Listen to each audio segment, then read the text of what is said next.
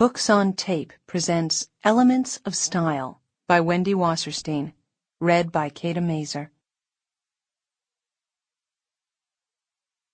Chapter 1. Frankie.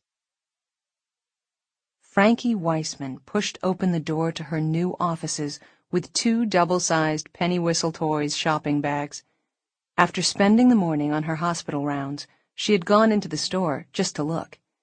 Soon she fell under the spell of a motorized, fur-real pink poodle, and Smart Cindy, a foot-tall scholarly doll equipped with 16,000 megabytes of intelligence. Frankie was certain that within an hour she would be hearing her patients' parents warning them, "Be careful, you don't know where Smart Cindy's been," or, "Don't play with the poodle, you could get anthrax." But at least Frankie knew she was making a fresh start. "Dr. Weissman, Dr. Steele is on line 1 for you." Rosita, the receptionist, looked up from the desk as Frankie walked into the waiting room. Frankie's jaw tightened.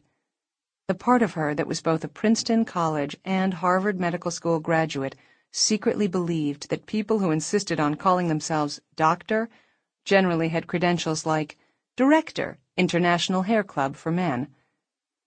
"Tell him I'll call him back." Frankie lowered her head. She had learned over the years never to make eye contact when walking into a waiting room. As she furtively glanced around for obvious catastrophes, she was simultaneously pleased and a little anxious that the office was packed. After almost 15 years of experience, Frankie viewed general pediatrics as 20% emergency and the rest an oddly seasonal practice.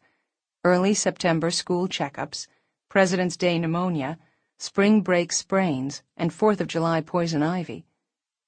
But this September, the World Trade Center disaster had altered all familiar routine. Only now, in October, were the prominent city mothers putting their tumbling tots' medical permission slips in order. Frankie had known most of her patients since infancy.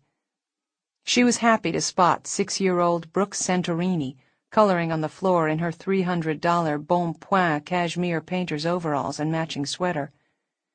Her mother, Clarice, in autumn white size 4 jeans and matching twin set, was chatting avidly about the new Spence Lower School building with her decorator, Pippa Rose. Mrs. Rose was bobbing her head up and down in concerned agreement worthy of a Middle East peace treaty negotiator. Her own son, Alex, who was notorious at age 6 for being rejected by every ongoing school in Manhattan, Riverdale, and Brooklyn, was coughing directly into the water cooler. Slumped against a wall was Jessica Rodman, only 10, but already filling out a Dolce & Gabbana red leather halter. Jessica was wailing something to herself about being jilted one more time. Frankie wasn't sure if it was a pop song or Jessica's real-life experience. On the periphery of the room sat the caregivers, the current evolved term for nanny. Only a few of the caregivers were from the traditional nanny breeding grounds of Great Britain and Ireland. The rest were a diverse group of East Indian, Dominican, and Filipino. Frankie had deduced that the newer the money, the older the nanny source. Thus, Mrs. Adrian Strong Rodman, Jessica's mother, had a nanny who claimed to have weaned Prince William and Prince Harry, heirs to the throne of England. "Dr. Weissman? Dr. Weissman!" A large African-American woman exploded into the room with a small child and a baby. "Dr. Weissman, I see you over there. This is an emergency." Frankie turned around as the woman charged toward her. "I need to leave my kids here with you. I've got to get my mother to the hospital in Brooklyn, and I have nobody else to stay with them." "Mrs. Caesar, what happened to the daycare center I arranged for you?" Frankie asked. All the other mothers and caregivers stopped their conversations to listen. "They don't want to go there. They're still scared from the trade center." "I told you she won't take us." The older child, who was around 8, held her baby brother Clayton in her arms. Frankie opened her shopping bags and pulled out the pink poodle. "Vinette, I have some great new toys." She pulled out the poodle and the dog began to bark to the tune of La Marseillaise. The girl gave Frankie the baby and took the poodle's leash. Thank you, Dr. Weissman. Mrs. Caesar raced out the door. As Frankie passed the baby to a nurse, she was blocked by Mrs. Adrian Strong Rodman, whose fringed Balenciaga leather jacket was now vibrating. Frankie's receptionist had once made the mistake of simply calling her Mrs. Rodman and was immediately rebuked. Please make a point of using all three of my names and both of my degrees, if possible, when referring to me. Adrian Strong Rodman, J.D., Ph.D., claimed to be both a lawyer and a child psychologist. Somehow, after a brief stint as a Hollywood publicist, she re-emerged as a high-powered entertainment lawyer with an expertise in children's advocacy rights. Her career profile changed again once she landed the multi-billionaire Paul Rodman. No longer able to contain her fury, Adrian Strong Rodman turned to Frankie. Listen, no one did more to raise money for social welfare in this town last year than I did. Just ask Lunch for Children, Women for Women, or Bottomless Closet. I work my ass off for diversity, but we've been waiting here for over 20 minutes, and that's unacceptable. Frankie looked down at Mrs. Rodman's $1,950 rust crocodile Manolo Blahnik mules. She wondered if she had been equally irritated waiting for them. Then Frankie corrected herself. Adrian Strong Rodman would have the Manolos delivered to her home for perusal. That way she could get upstairs to her yoga hut, which she had just installed on the roof of her twin townhouses, without wasting valuable time. In between working her ass off, Adrian was in deep pursuit of inner stillness and calm. Just sign this! Adrienne pulled a piece of paper and a pen from her white ostrich Hermes Birkin bag and put it in front of Frankie. Jessica needs a note for skydiving class. But Jessica's only 10.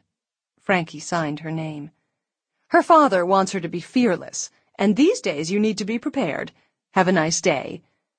She grabbed Jessica, the royal nanny, turned on her crocodile slide, and walked out. Pippa Rose was already on her cell phone with the fast-breaking story. Adrian Strong Rodman just lost it in Dr. Francesca Weissman's office. I guess all that yoga isn't working. Personally, I don't think she was entirely out of line. I love Frankie Weissman, but she should never have moved her practice. Frankie knew the move had been a gamble.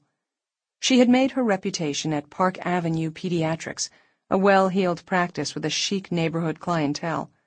But when she turned 40, Frankie began teaching preventive medicine at a series of daycare centers and elementary schools in East Harlem. Moving her own practice to 102nd Street and Fifth Avenue was her attempt to accommodate both ends of her Upper East Side patient spectrum. But the truth was, Frankie had a long history of ambivalence toward the entire privileged New York landscape. She had moved to the Upper East Side from Queens when she was 12. Frankie's father, Abraham, was a manufacturer of women's hosiery who sent her to the Spence School simply because it was up the block. Abraham had few social pretensions, and he passed that trait on to his daughter. Frankie could not have found an office address more reflective of her personality than 102nd Street and Fifth Avenue. She knew that if she had a world, the Fifth Avenue one was it, but she was most comfortable on its fringes. Mrs. Santorini, I'll be with you and Brooke in a minute. Frankie smiled at them and walked back into her office. As soon as she sat down, the phone rang. Dr. Weissman, Mrs. Schultz is on the phone. She says it's an emergency. She picked up the phone. Hello, Frankie Weissman here. Mrs. Schultz's voice was quavering. Dr. Weissman, Taylor has swollen glands and she's sweating. I think there's a rash on her hand, and Zittimer Pharmacy has run out of Cipro. She doesn't necessarily need Cipro, Frankie said calmly. It sounds like it could be all sorts of things. Should I rush her to an emergency room? I would bring her here first. Tell Rosita to make an appointment for today. Ever since the first anthrax case was reported in New York, Frankie got at least 200 calls a day for Cipro. Mothers like Mrs. Schultz were constantly on the brink of biological warfare. Sample complete. Ready to continue?